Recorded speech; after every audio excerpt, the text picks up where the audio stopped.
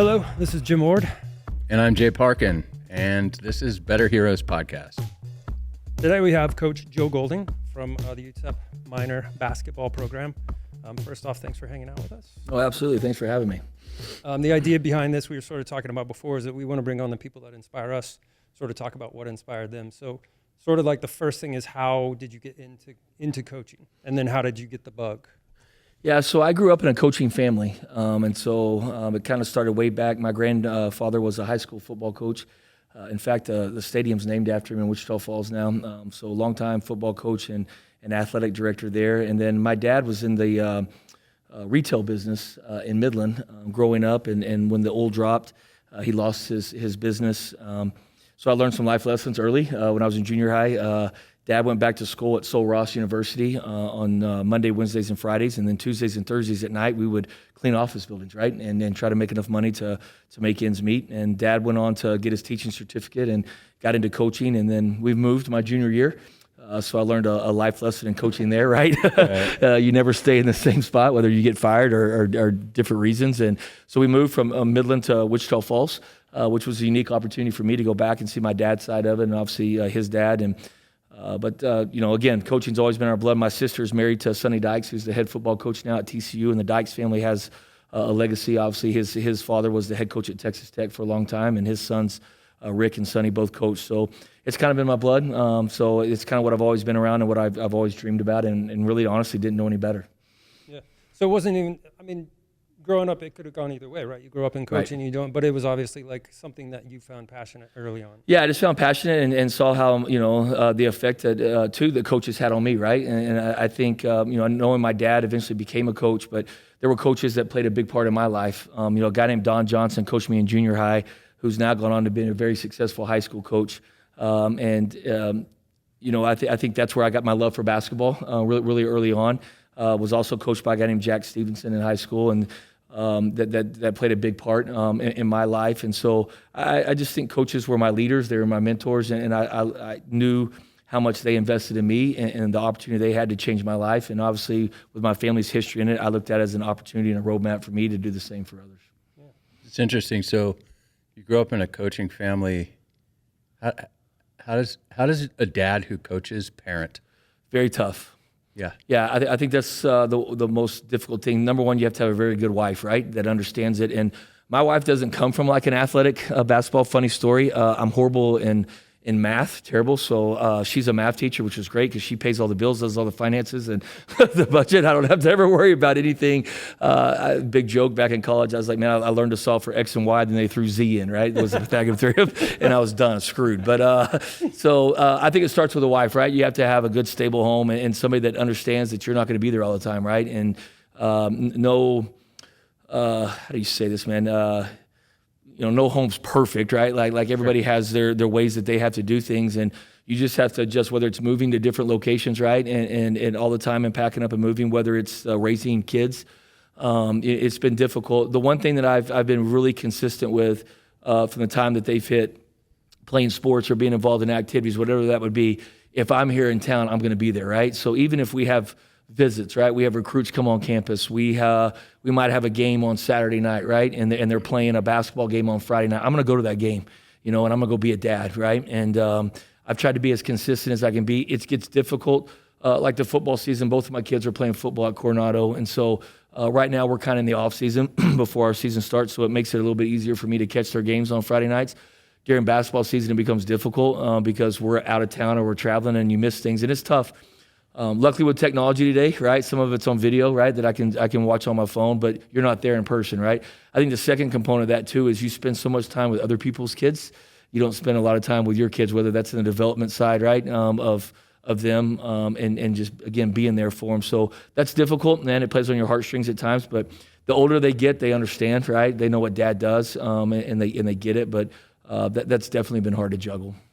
Do you think your kids will move into coaching? I think, I don't want to pressure. I never have pressured my kids, right? I think that they get it, right? Because they've been around me all the time. They've been around coaching. They understand our family's legacy in coaching. I would be shocked if one of them didn't become a coach. but I'm not going to ever force them, right? I tell them all the time, do something else, right? Go be an athletic director, right? Those are the best jobs, right? Like you're the boss, and you don't have to move, right? Don't be a coach where you have to move all the time. But I think Casey, my oldest, he's very intrigued with it. He watches a lot of tape with me. He asks a lot of questions of how coaching works, and so I could possibly see that for him down the road. But again, you want your kids to chase whatever dream they want to chase, and I'll support them in anything they want to do. Is it hard to step away from wanting them? Like if you see him getting interested and you can see that sort of spark, is it hard to not push or nourish that a little? Like, do you have to keep that in check? Yeah, great question.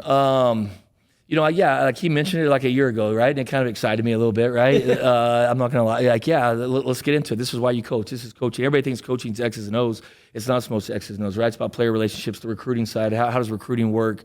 What does an everyday life work for a coach? And so the more he comes up here and hangs out with me, the more he gets to see that. And he's got the opportunity to travel a couple times and see what it looks like right on the road and different aspects of the business. And so, it excites me. But again, I don't want to push him into anything that he still has to go off to college, and that I'm fearful of that. You and I were just talking off camera. He's a mama's boy. He loves his mom, and which is great, and that's awesome. But at the same time, he's going to have to he's going to have to grow up a little bit, and so. I'm a little concerned about that, but we'll figure that out. You must have a good angle on that, though, because you're bringing in kids that are away from home for the first time. So you're getting to see this every year, a new crop of kids leaving home for the first time. So, I feel like maybe you would have a better understanding of it, and maybe be a little harder on him on the things that he needs to right. Yeah, push on you. Absolutely, right. And sometimes my wife wants to step in, like we were talking about, writing the college essays or helping him with that or the application. No, he needs to do that. It's the same thing we're telling our players. Like our players wear, what do you call them? The Beats, the headphones, right? We're just having this. My son has Beats, and when you go meet people, right, or you go into a meeting room, some of these guys now they have their Beats on their head. They're not on their ears actually, but I know it's disrespectful, right? You're going to go meet one-on-one with your counselor, your principal, your coach, or whatever. Take the Beats off and turn your phone off and be respectful, and just things like that. Absolutely. I also think dealing with other child's kids when they came to us, and we're like, every freshman gets homesick, right? It's part of it, right? They move off campus, they're homesick, and I've had to deal with that with numerous freshmen along the way in coaching. So I think I would have a better grasp of that with my own child. If he chooses to go off, he might choose to come here to UTEP, right? But if he chooses to go off to school when there's tough times, I think I will know what he's going through because I've been through it with other players. Now my wife won't understand, right? She'll want to get in the plane and go save him, poor baby's crying, right? I gotta go save him. But I think I would have a better understanding of that. It's really, man, I was telling Jim before we were driving over here that I actually I have a little bit of a coaching career. I was able to coach high school soccer at one point, and like the difference you can make on a kid, right? They actually become your heroes. Really interesting, right? It might be a play, it might be that little small win, right? This person, I coach soccer, and I wasn't the best soccer player. Heck, I was a football player and a hockey player. I'm a way better hockey player than I am anything else, right? And I don't know what it was about soccer. I think I took an intern job in D.C. when I lived there for the D.C. United, and I'm like, soccer's cool. And I kind of just figured it out. Yeah. I played growing up, right? But do you have any kids that have just stuck out like that to you that you will never forget? From UTEP or previous coaching jobs? Yes, yeah. I mean, I think the one really neat thing for us. Let me say this real quick. When I first got into becoming a head coach, I tried to be somebody else than who I was, right? So I tried to be who I had worked for previously, right? Previously coaches.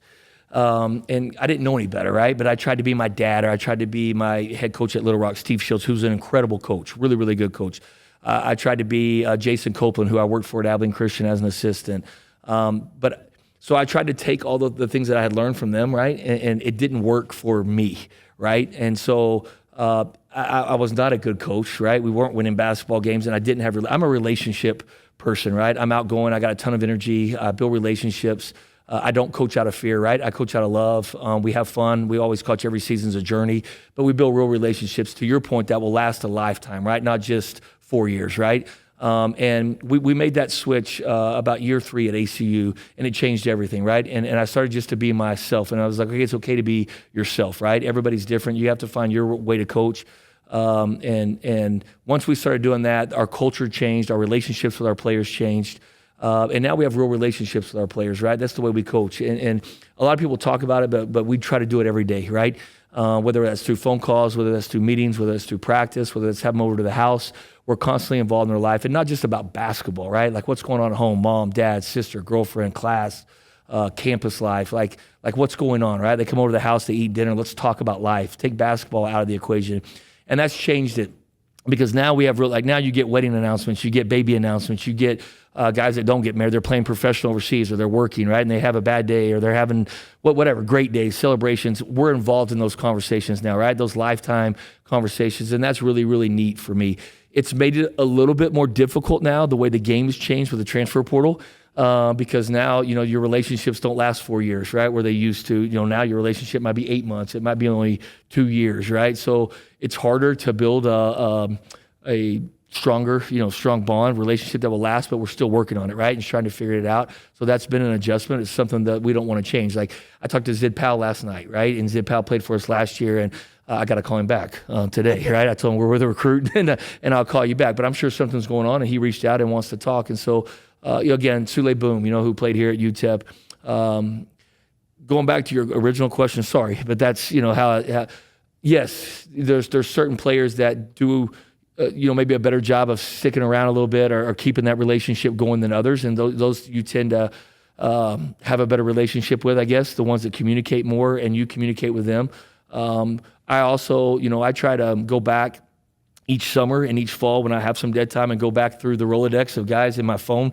I'll take 2 or 3 days and just like for instance, we went on a trip to a vacation we went to the Virgin Islands this summer. And I'd always tease with my Abilene Christian teams, right? Like, one day I want to go to the beach and I want to own a beach bar, right? I've always wanted to do that, right? Like, I want to get away, no phone, nothing. I want to own a little hole-in-the-wall beach bar in the beach. And I'd always tease with my guys. And so when we got to that beach bar finally, we got to Soggy Dollar in the British Virgin Islands. And that's always been my dream bar to go to and see. And I got there, I called the whole team from Abilene Christian. Really? Right? I FaceTimed the entire team, right? Like, and most of them answered, right? Like, but not all, but most of them. And I made it, and I made it here because of you guys, not because of what I did, but I wanted them to be a part of that journey with me, So that's the relationship piece that I think is really neat and cool, and that meant something to me. It meant something to them because of the journey that we'd all been on together. But yes, absolutely, man. There's certain players that Reggie Miller's a great example here. Reggie Miller he's dear to my heart, right? He played for us at Abilene Christian. He's the one that beat Texas. He was the point guard. He didn't beat him alone, but he was the point guard. He was the leader of that team. He graduated from Abilene Christian, came here to UTEP, went to grad school here at UTEP, and now just last week got announced as an assistant coach, right? He's the first former player I've had be an assistant coach. So, yeah, there's certain guys that have a special place in your heart. I want to real quick to jump back to year 3 where it changed for you. Yep. And that was at Abilene? Yep. Year 3 where you figured out? Yep. How did that happen? Well, number one, we weren't winning, right? And I felt fake. I don't know if fake's a harsh word at times, but I just didn't feel like myself, right? I just felt like everything I was doing wasn't what I was about, and I didn't feel comfortable with what I was doing, right? I was being somebody else, and it wasn't working either on the floor because I didn't love that image of me or the way that I was coaching. And I think in any profession, whether it's your music business, whether it's coaching. I was on a podcast last week with a guy that owns a huge roofing company in Dallas and in the Syntex area. And whatever we do, I think as a leader, you have to be comfortable in your own skin, right? And you have to believe in what you're doing or how you're doing it. And I just said, it's not working. And I had an inner circle around me of a couple guys that I really trust. They just said, man, you're not being yourself, right? Go be yourself. If you're going to fail and this is not going to work and we're not going to win, you're going to get fired, then do it being yourself, right? Don't have any regrets. And it just hit me right then, like, all right, man, we're gonna do it this way, right? And it's like an overnight thing. Yeah, it really kind of just flipped the switch. And it was funny, because in a couple of weeks ago I went to Kuwait and spent 8 days in Kuwait with our soldiers, which was an incredible experience. And Pete Carroll was there, and Pete Carroll, former coach of the Seattle Seahawks, USC. And I didn't realize this. I'm going to read his book. I haven't done it yet, but. He was the coach of my memory serves me correctly, the Jets maybe 1 year, and the Patriots for like 3 years. Could have been vice versa, Jets 3 and Patriots 1. But and got fired. So he had 2 head coaching opportunities and got fired. He thought his life was over, right? Like, I had my opportunity, I didn't succeed, I'm never going to be a head coach again. And through his self journey, he had a moment, boom, just like I did, where he wrote down one late night, just started writing down things of how to be a better coach, and guys he had studied that want to be a better coach. This is what I want to do.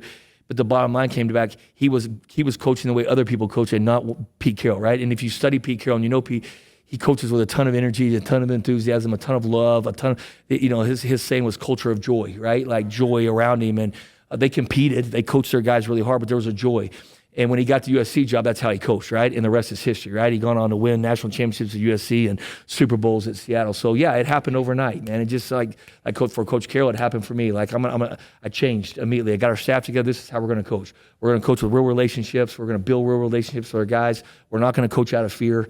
Back in the old days, a coach could walk into a gym, soccer field, football field with a whistle, and he got the ultimate respect.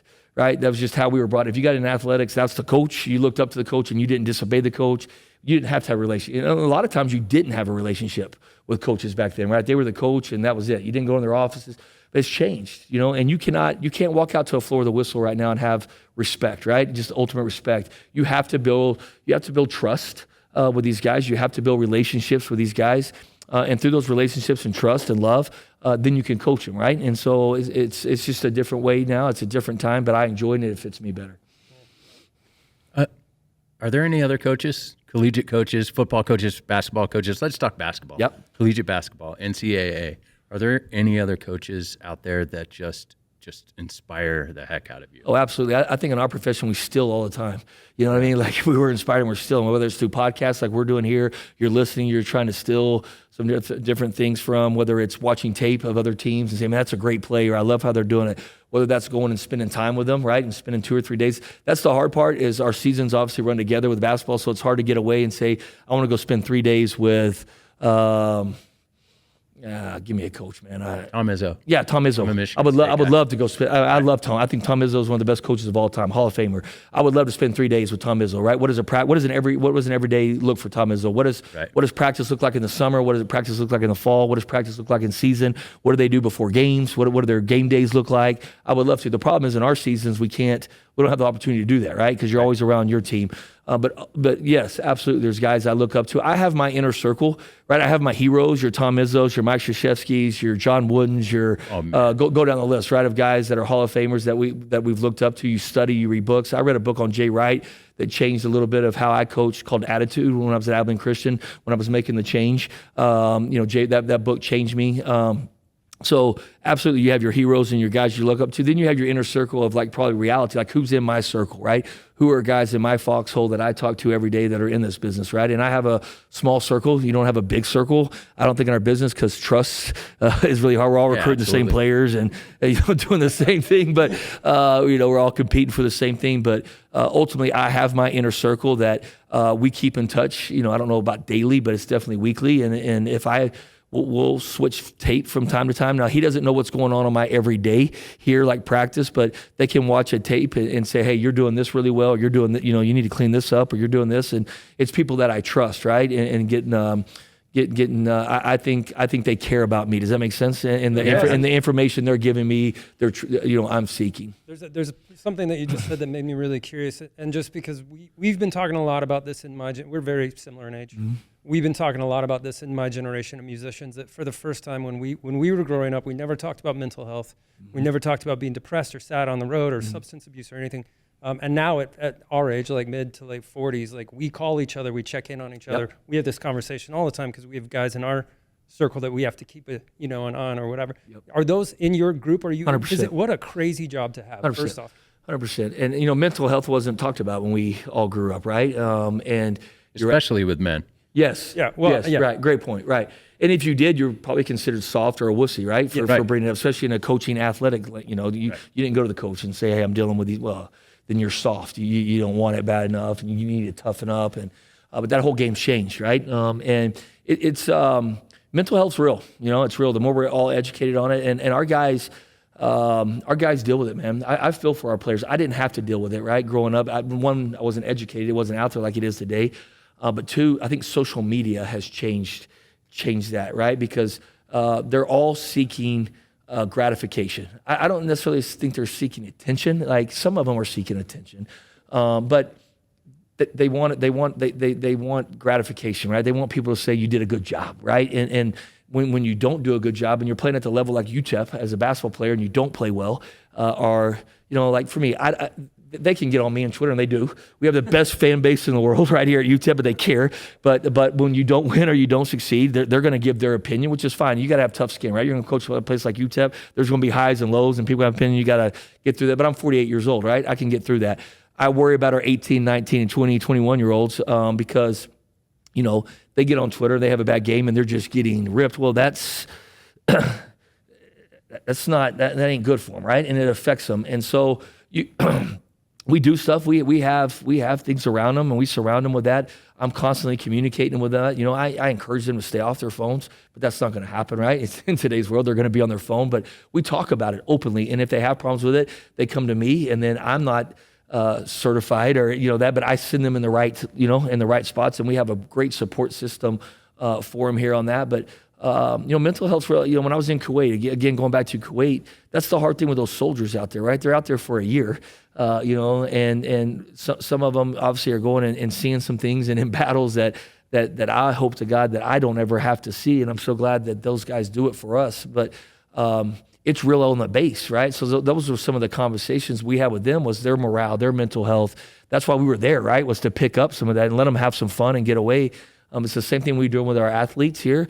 They're doing with the troops. So, it's something that we're always constantly dealing. And then for me, I deal with my inner circle, right? And my inner circle, if I've had a rough stretch, we've lost a couple tough games. Last year we couldn't win on the road, right? They're there to check on me, like, right, yeah, you're doing okay, man. You're doing a good job. Hang in there. Keep whatever. There's a support to make sure you're doing good. Yeah. Jay's a combat vet, by the way. How about that, man? It's awesome. Unbelievable experience. I highly recommend it. I told Coach Floyd no 5 times. I've never done anything like that before in my life, but probably top 2 experiences of my life was going to Kuwait. I was going to say, one of the things where you're saying I don't get to spend 3 days or 4 days or whatever, you just got to spend 8 days with like Tim Floyd, who you already knew, but you got to watch him coach. You got to be around other coaches. Like that must have been unbelievable. Something for 8 days. And I'll tell you this, selfishly, I took that trip because I got to say, okay, I can hang around Tim Floyd, coach the Chicago Bulls, USC, Pete Carroll, USC, Seahawks, John Brady went to the Final Four at LSU, Jim Woolridge, coach at Kansas State, Jay Ladner, who a guy I look up to, he's a head coach at Southern Miss right now. Greg Foster, NBA player, up here on this wall, right here, played at UTEP, Hall of Famer. Jeff Jones coached at Virginia for a long time, head coach at Old Dominion. So I went out there thinking, okay, right, great. 8 days, I'm going to learn, right? I had my notepad ready. I'm going to take notes. I'm going to learn. I'm going to listen, because you don't get those opportunities that we just talked about to hang around successful people like that all the time. So that ended up being neat and cool. And we had some great conversations at night or in vans or in the barracks, in some dead time. Sure, I learned a ton, right? But that was the least fulfilling part of it. The best was the troops, right? Like the best part was, and being there for 8 days, we got to really know those guys, right? And they're young. I didn't think I was ready for that. They're 18, 19, 20, 21, year old. They're over there. They're fighting for our country. They're sacrificing for us. And I always knew that. Study it in school, being here, being with Fort Bliss, engaging with the base at times. I wasn't educated on it, but I think I thought I knew, but no idea, right? And to see we went to 3 bases. We got just, I don't know, incredible experience, and to me that the being around the troops was the best part about it, right? And not the coaches. It's funny because we've been friends for quite a while, and I've never actually asked how old you were when you served. I want to say I went in. I didn't want to pay for college. Yeah, and that was so pretty much immediately right after high school. So I was in 18. I'd say September birthday. So 18 years old when I enlisted on my mom's birthday, which was wild. So happy birthday, Mom. However, I'm sure that went over well.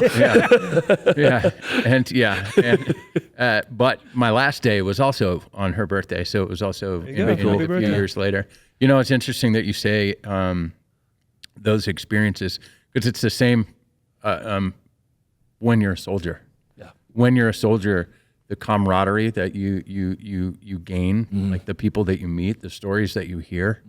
I mean, I'm not going to name names, but I became dear friends in combat with a kid who about the same age as me. He's from Chicago. It was hard life in Chicago. And he ended up kind of being adopted by his grandparents who lived in Alabama. He took an opportunity to move with his sister, twin sister, moved to Alabama. And I asked him once, I was like, what got you out of Chicago? And he goes, well, my brothers were all in gangs.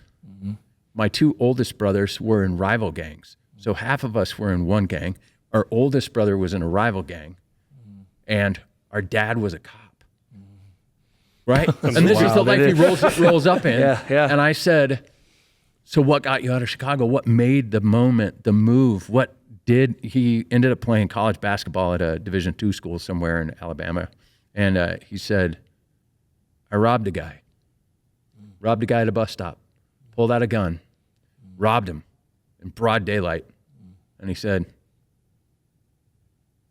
wow, maybe I shouldn't do this. He walked away, threw the gun in the trash, called his grandparents and said, I got to get out of Chicago. Not a lot of kids have that opportunity to have those smarts to do that, right? Right. And then he ended up enlisting in the Army, and he did 20 years. I did not retire in the Army. However, I saw combat. I saw some stuff that you can't take back. You can't unsee. Once you see something, you can't unsee it.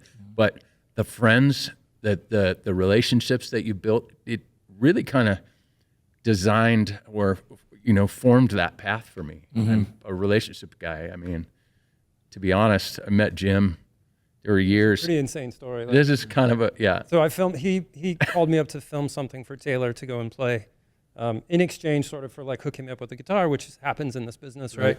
But usually the relationship stops there, and maybe like post about it or like talk about it or whatever. But he said we want to film, and so he picked me up from my hotel, and this is like right at the tail end of the pandemic.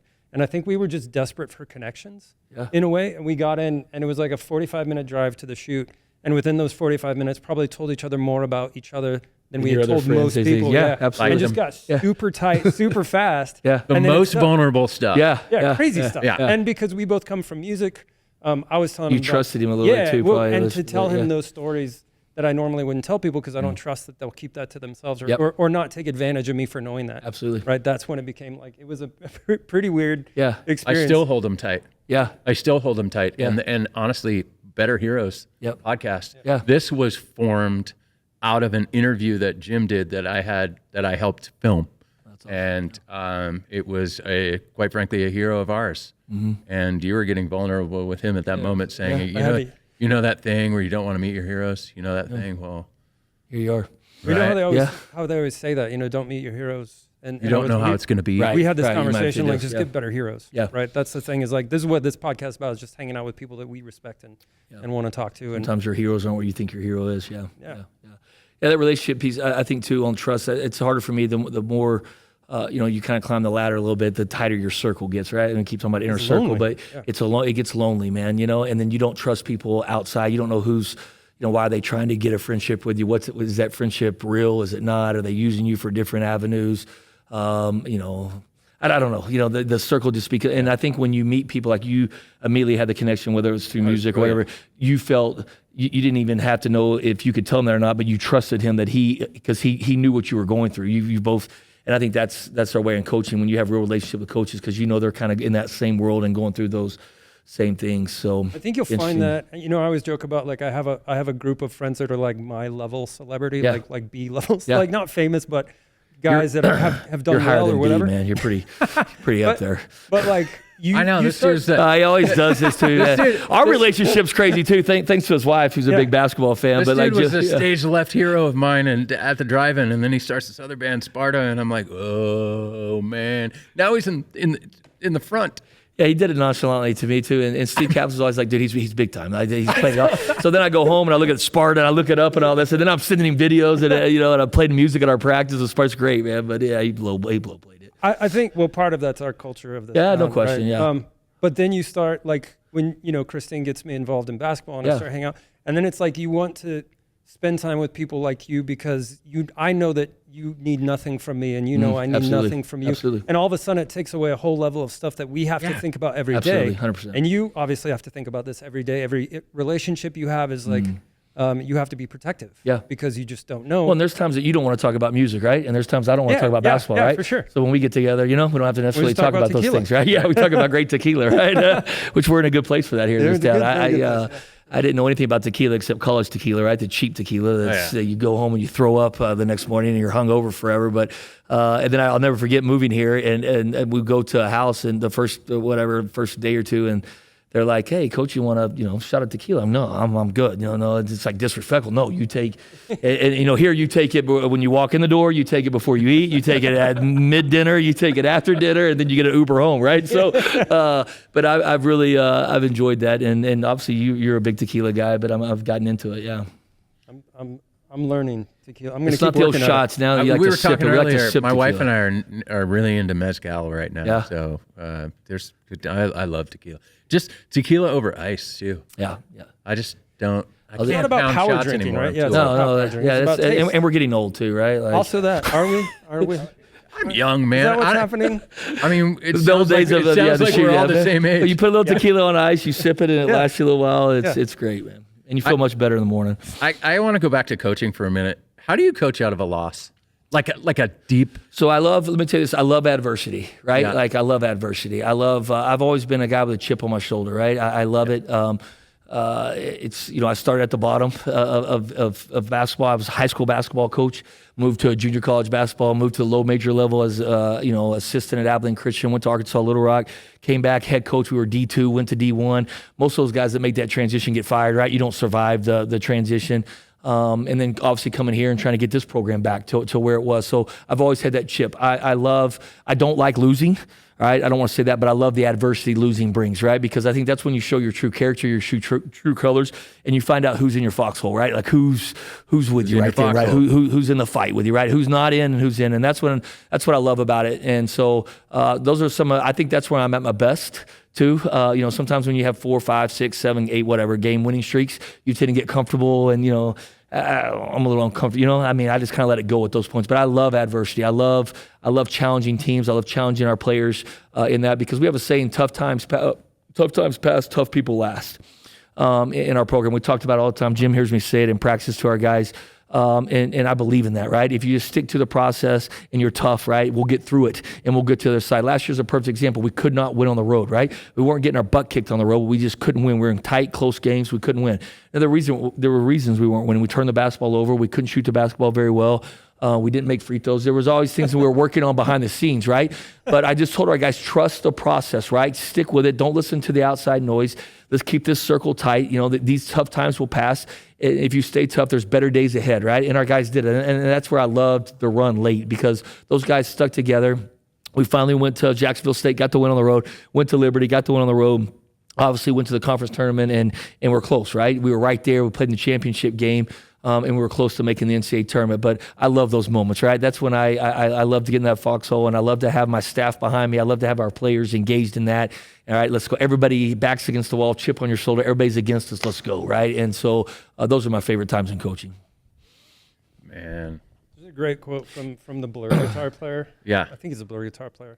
Where he's like successful. We'll say that it is. I think, it's somebody in Blur because it's in the new documentary. But I didn't even think about this until I saw this. But he said, man, success will fuck you up way more in life than failure. No question. And then, there's like a bunch of things clicked in my head about some shit that I'm holding on to, right? In life where I'm like, oh, okay. Yeah.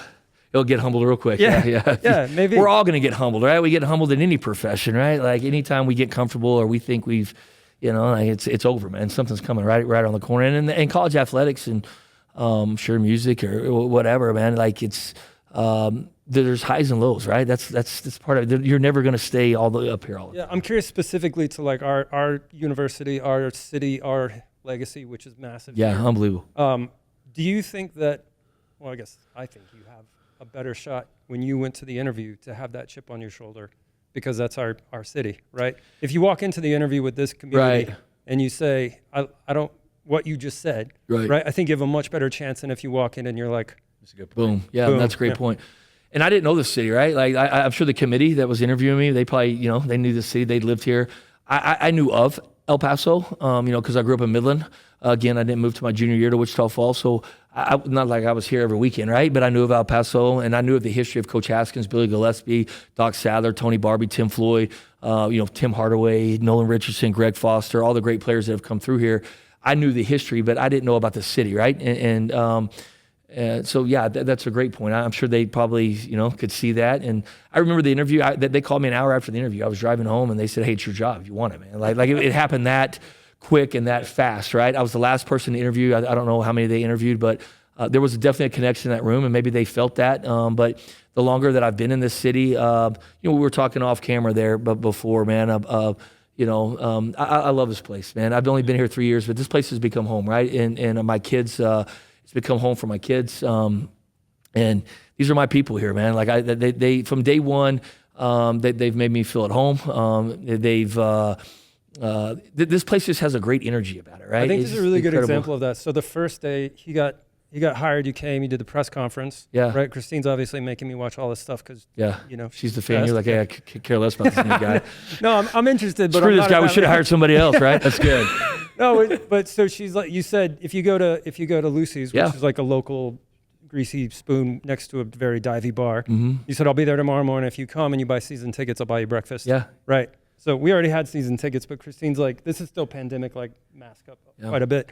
She said, okay, we can't both go because it's not safe, but you're going to go.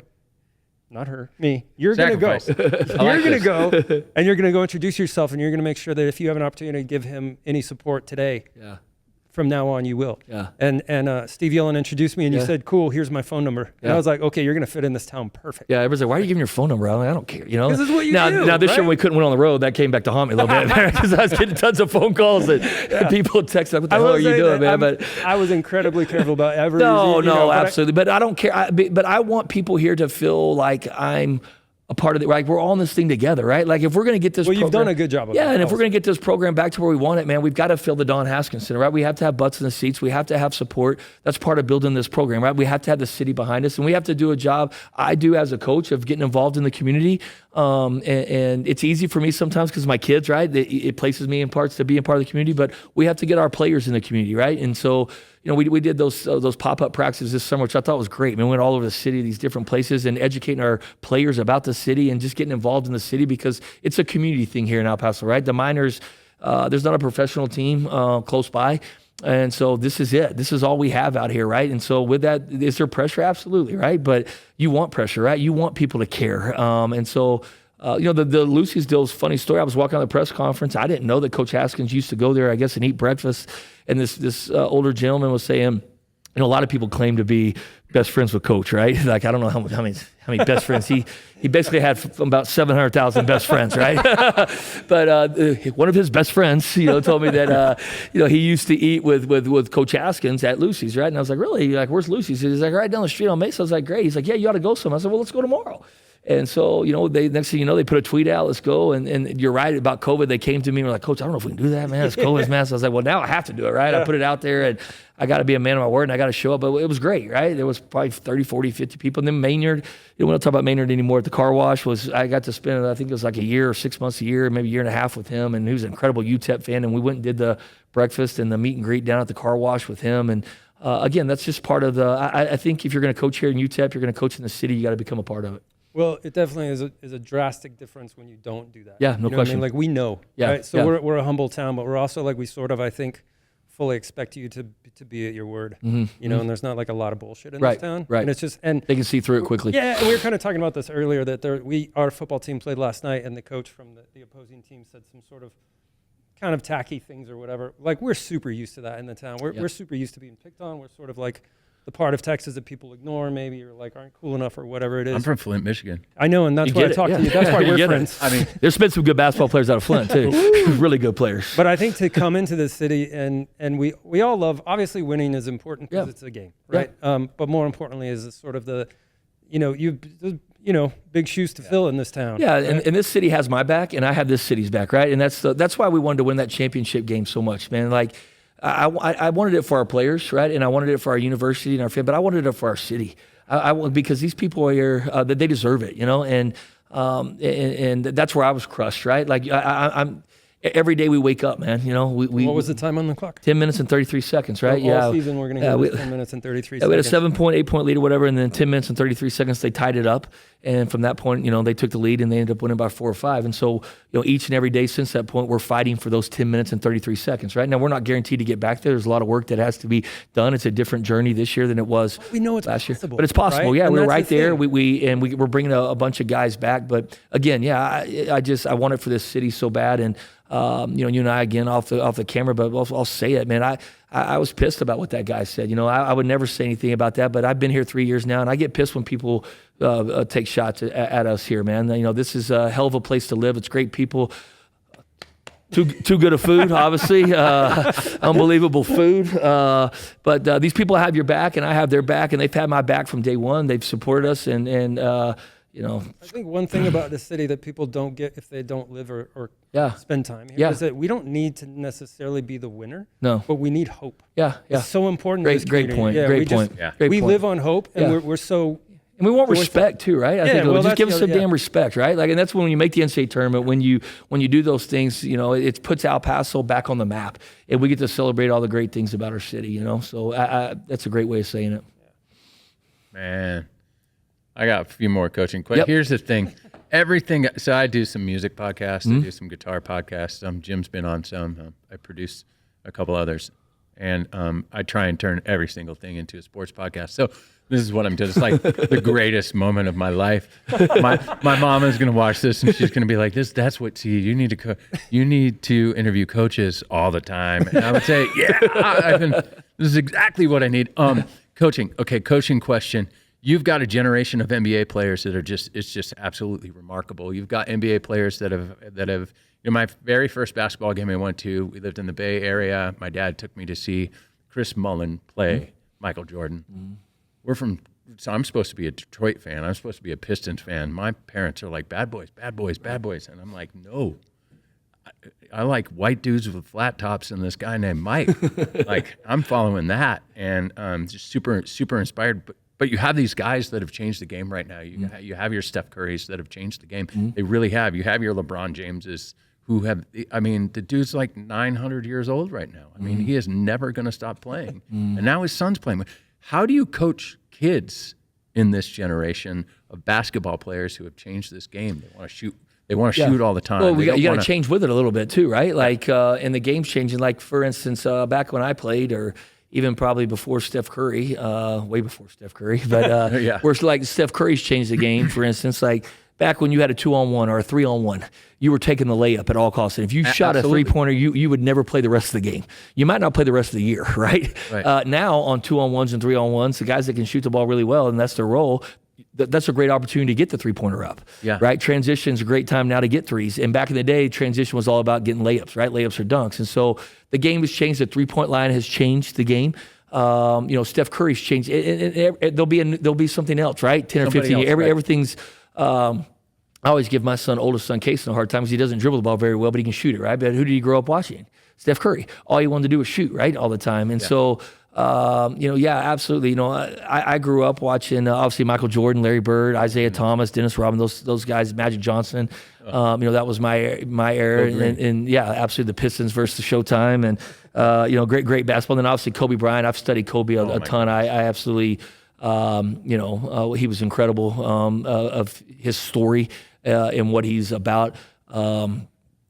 Speaking of Kobe, I heard something great on a podcast 2 weeks ago where it says Kobe used to always say he woke up every day with a smile on his face because he controlled his success, because he controlled his daily habits. Your daily habits control your success, and you're in charge of your daily habits, right? And I talked to our team about this. Like, if you want to wake up at 10 o'clock in the morning on a Saturday and sit in bed for 2 hours and play on your phone on TikTok and Instagram and Twitter or what is it called, X now, whatever, and then you don't want to get in the gym, right? But you control those habits.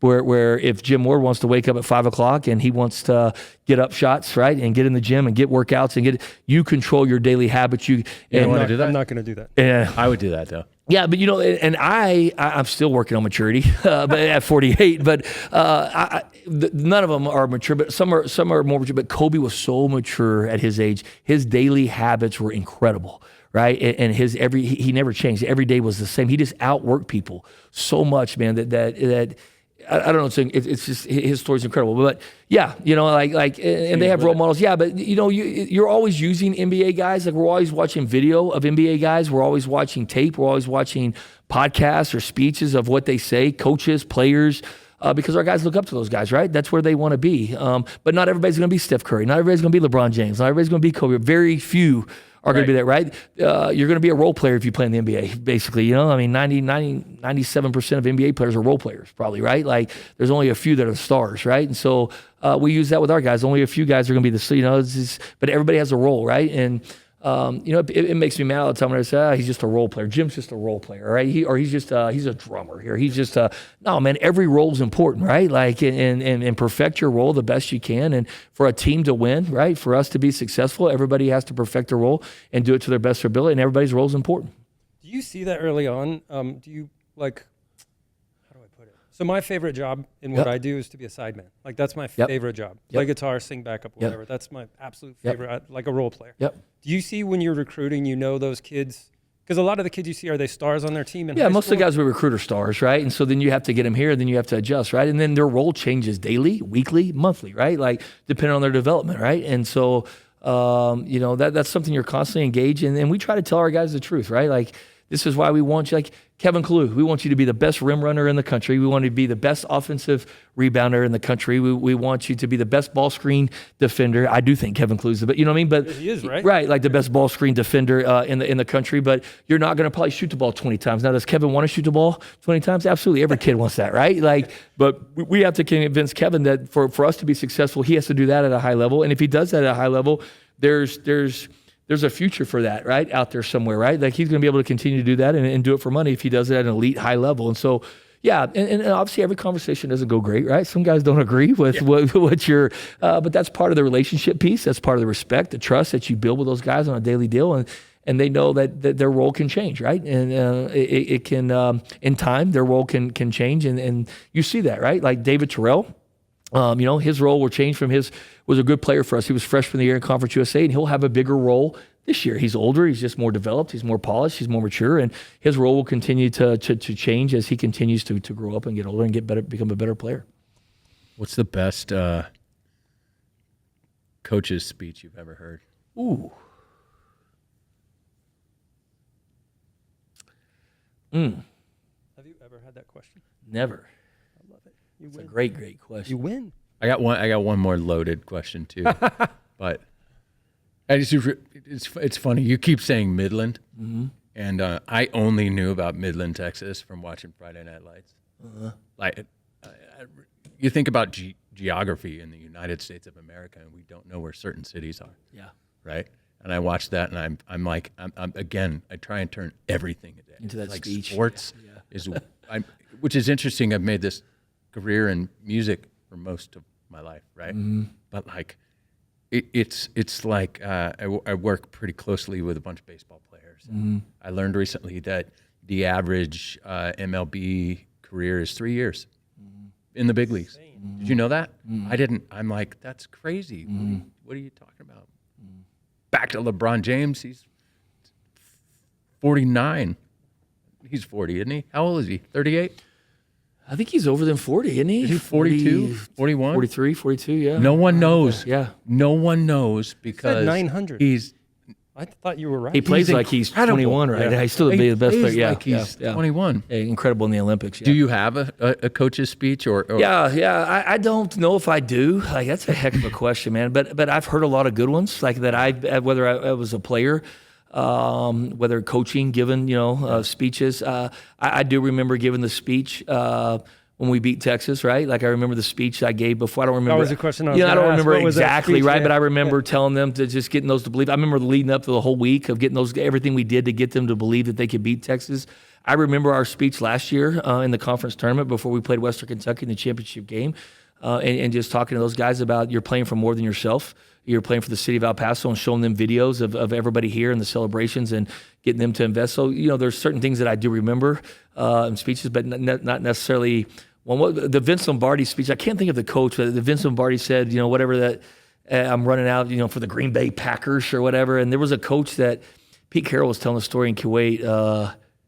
Jimmy V. Yeah, Jim Viva. There you go, man. He told us in the Coaches vs. Cancer, but Vince Lombardi was like, "We're the Green Bay Packers." Go back and read. It's a great speech. It's like one of the. It's like considered like the best speech of all time. But we're going to go out there and we're the Green Bay Packers. Well, Jim Valvano becomes the head coach. He wasn't at NC State right there. I think he was somewhere else, and that was his favorite speech. And if you knew Jim Valvano, he was very energetic and great speaker and all that. And so he said he got in front of his team, and let's just say it was North Carolina State, although it wasn't. But he said, we're going to go out there tonight. We're going to do this. We're going to do that and that because we're the Green Bay Packers. Because he had memorized that speech. So Coach Carroll had told that story in Kuwait, but I should know it better. But that's a heck of a question. I think You stumped me on that one. That's a good one. that's perfect. Yeah. I think we're good. I got one more. Yep. Okay, we're not Just quite good. one more, and I think we're good. Yep. But I got one more. I like to ask this question to a lot of people, and I'll ask it in different ways. But you said you grew up in a coaching family. You had a dad who was a coach. What was the greatest thing you learned from your father? Ooh. Probably his dad.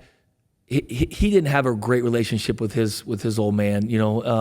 Not about his old man just wasn't around, right? Like he coached and his teams were his life. And my dad again got into the retail business, and then when the retail lost it and he got into coaching, he was always there for us, right? And so he taught me how to be a dad, right? And what dads could do. And so I think I learned that from him. I think the second thing I learned from my dad was the adversity when he lost his store.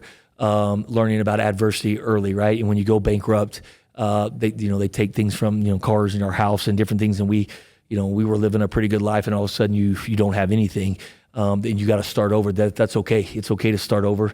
Life's not over, and sometimes you hit rock bottom, but you can work through it. And so that might be where I get comfortable in adversity, because I learned that life lesson, and I learned a work ethic. We were scrubbing toilets and cleaning office buildings at 1 o'clock in the morning when I was in the 7th and 8th grade to survive, to make enough money, right, to get the week. But I learned about family, I learned about work ethic, and I learned about adversity. So those are the two things that probably how to be a dad and have a relationship with your kids. Although I still struggle, like I said, with that. I'm not a perfect dad. Who is? We all struggle with that, but I think that piece of it, and then the adversity, the work ethic piece, were the two things that my dad, taught me, and that I appreciate. Well, that's perfect. That's perfect. Thank you, Joe. You got it, man. I appreciate you guys having me on. Yeah. You are definitely a hero.